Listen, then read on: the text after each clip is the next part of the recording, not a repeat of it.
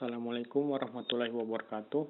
Perkenalkan, nama saya Muhammad Fikri Pratama Asfar, NIM 1992142049, kelas B Akuntansi S1, Fakultas Ekonomi Universitas Negeri Makassar.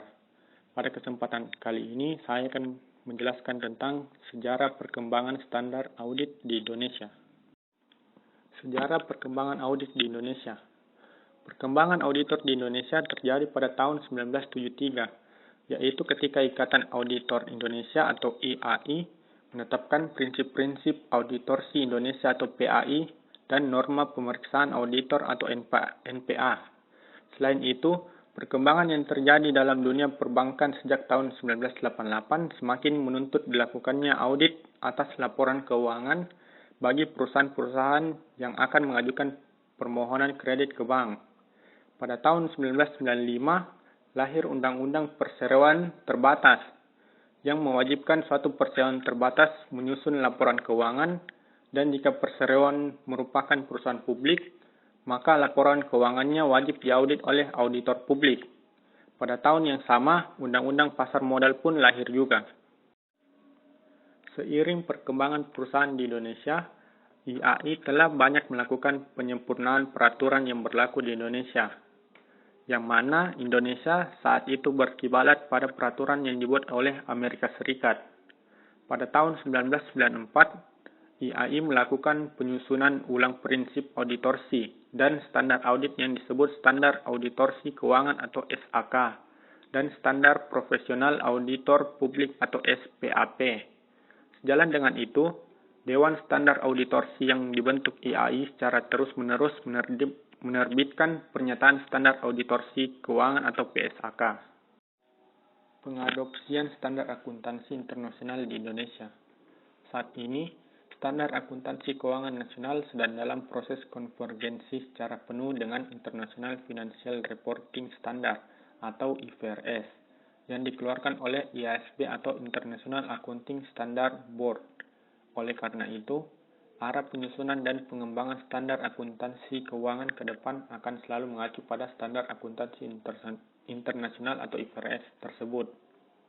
Posisi IFRS atau IAS yang sudah diadopsi hingga saat ini dan akan diadopsi pada tahun 2009 dan 2010. Perkembangan standar profesional akuntan publik per 1 Januari 2001.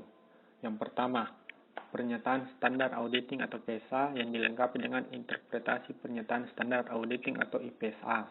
Yang kedua, Pernyataan Standar Atestasi atau PSAT yang dilengkapi dengan interpretasi Pernyataan Standar Atestasi atau IPSAT. Yang ketiga, Pernyataan Standar Jasa Akuntansi dan Review atau PSAR yang dilengkapi dengan interpretasi Pernyataan Standar Jasa Akuntansi dan Review atau IPSAR. Yang keempat, Pernyataan Standar Jasa Konsultasi atau PSJK yang dilengkapi dengan interpretasi Pernyataan Standar Jasa Konsultasi atau IPSJK. Yang kelima, Pernyataan Standar Pengendalian Mutu atau PSPM yang dilengkapi dengan interpretasi Pernyataan Standar Pengendalian Mutu atau IPSM. Standar Perkembangan Audit. Standar auditing adalah standar yang ditetapkan dan disahkan oleh Institut Akuntan Publik Indonesia atau IAPI, yang terdiri dari standar umum, standar pekerjaan lapangan, dan standar pelaporan beserta interpretasinya.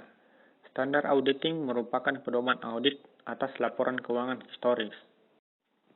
Hal yang memicu penetapan prinsip akuntansi dan norma pemeriksaan di Indonesia. Yang pertama, lahirnya pasar modal yang mensyaratkan suatu perusahaan yang akan menjual sahamnya di pasar modal untuk memiliki laporan keuangan yang telah diaudit.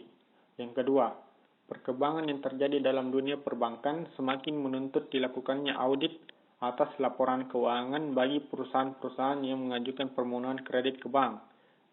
Terjadi pada tahun 1988. Yang ketiga, lahirnya Undang-Undang Perseroan Terbatas yang mewajibkan suatu perseroan terbatas menyusun laporan keuangan, dan jika perseroan merupakan perusahaan publik, maka laporan keuangannya wajib diaudit oleh akuntan publik.